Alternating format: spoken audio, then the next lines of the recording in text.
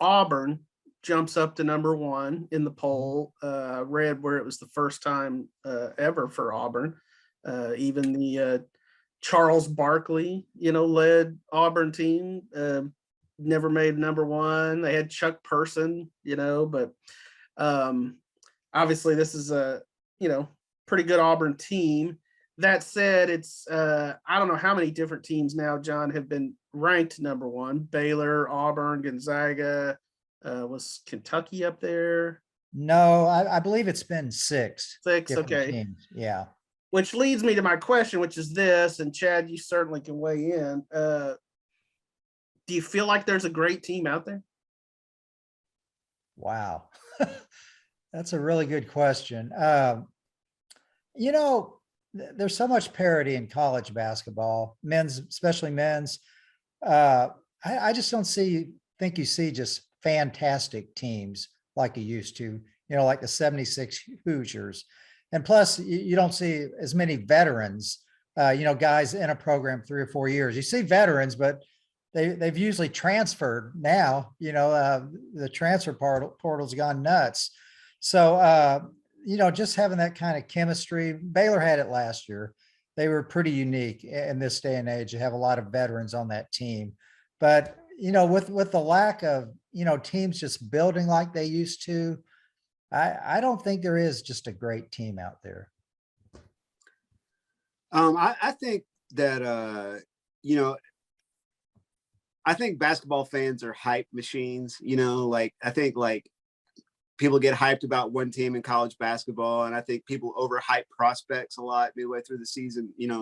A player will get really hyped just because he's a great dunker. And then he goes way higher than he should in the NBA draft. And the thing with the hype, the reason I mentioned it this year, you come into the season and Gonzaga is super hyped, and then they lose 2 games in 8 days and everybody falls out of love with them, but I think Gonzaga might be, that great team out there.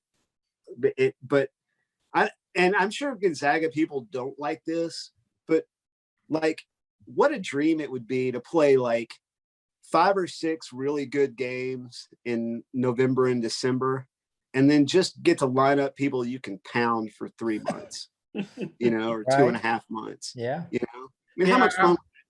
I'm not sure it worked necessarily to their advantage last year. They looked like they had a historically great team. Mhm. It was setting up that way, and then Baylor just dismantled them in the national championship game. I feel like Gonzaga really might benefit from being in a little bit stronger conference. It'd be interesting to see Sure. Gonzaga maybe in the Pac-12, Well, Texas Tech and Kansas play tonight.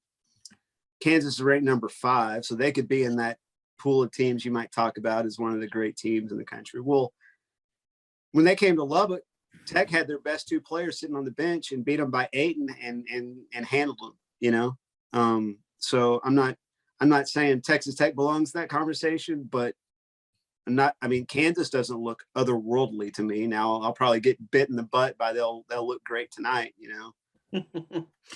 Well, from a fan's perspective, it's not always a bad thing not having this sort of dominant team out there.